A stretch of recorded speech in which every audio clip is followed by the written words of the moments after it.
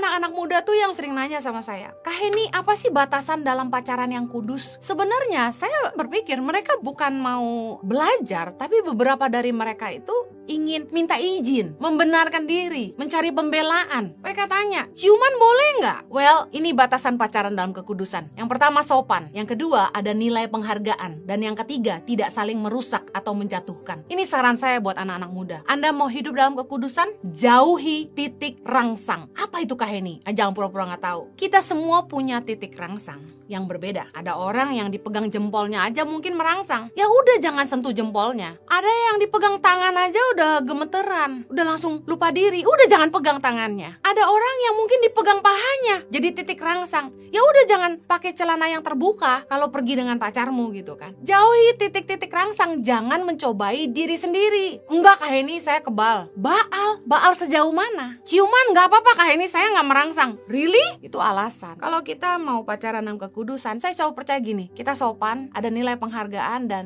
kita tidak saling merusak atau menjatuhkan. Ketika kamu mencintai sesuatu, kamu akan menaruh nilai penghargaan yang tinggi di situ. Kamu akan jaga baik-baik. Saya pernah kasih contoh soal handphone. Kalau kita sayang sama handphone kita jaga baik-baik. Kalau jatuh aja kita sakit hati. Kenapa kalau kita bilang sayang, kita benar-benar cinta sama seseorang, kita nggak bisa memberi nilai penghargaan buat mereka. Kita nggak akan merusak atau menjatuhkan hal-hal yang sangat berharga buat kita. Kalau Anda punya jam tangan yang mahal, kalau Anda sayang sama jam tangan itu, Anda tahu jam tangan itu punya nilai, Anda beli dengan harga yang mahal, Anda nggak mungkin banting-banting itu kan. Kalau kita memang sayang, kita betul cinta, kita akan jaga, kita tidak akan merusak, dan kita tidak akan menjatuhkan. Jangan pacaran dengan cara-cara dunia. Amsal 9 ayat 17 bilang gini, air curian, manis, dan roti yang dimakan dengan sembunyi-sembunyi lezat rasanya. Segala sesuatu yang gak halal itu rasanya memang menggoda. Tapi dengar, jangan sampai kita gak tahu ayat lanjutannya, tetapi orang itu tidak tahu bahwa di sana ada arwah-arwah,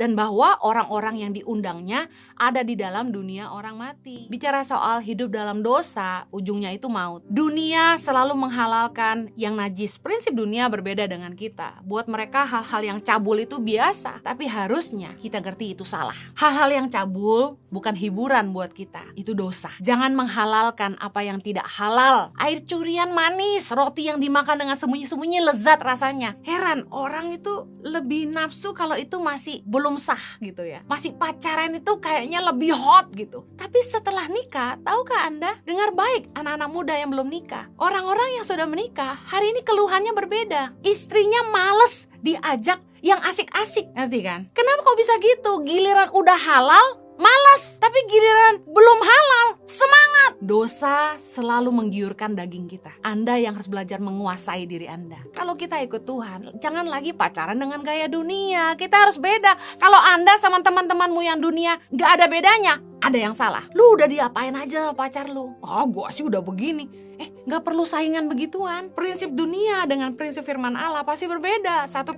ayat 16 berkata, sebab ada tertulis, kuduslah kamu sebab aku kudus. Tuhan mau sebagai anak-anak Tuhan kita jaga hidup kita kudus. Kita adalah bait Roh Kudus. Iya, jelas berbeda. Free sex dianggap biasa, kumpul kebo itu normal, prom night menjadi ajang melepas keperawanan dan keperjakaan. Hey, itu budaya mana? Budaya dunia. Kita gak perlu ikut-ikutan seperti mereka. Ada yang bilang gini, mumpung masih muda lah ya, Anda cuma hidup sekali, dibilang puas-puasin aja. Selalu ada harga bayar dari semua tindakan kita. Bakal nyesel gak besok-besok? Jangan bangun sesuatu yang gak ada ujungnya. Jangan bangun yang gak ada hasilnya. Dan kalau Anda tahu bahwa apa yang Anda kerjakan itu ujungnya cuma sia-sia, menyesatkan Anda, merusak masa muda Anda. Apaan hamil di luar nikah biasa? Nggak biasa. Ada tanggung jawabnya. Berapa banyak hari ini anak muda yang sudah nggak punya keperawanan, mereka merasa hidupnya nggak berharga. Ya udahlah, sembarang sama siapa aja. Nggak sedikit yang tanya sama saya, Kak Heni, saya sudah nggak perawan, masih ada nggak yang mau sama saya? Nilai hidupmu menjadi rusak karena engkau nggak jaga masa mudamu. Jangan bilang mumpung masih muda. Justru saya mau bilang gini, mumpung masih muda, kerjalah sungguh-sungguh, bangun hidupmu. Kenapa nggak pensiun muda?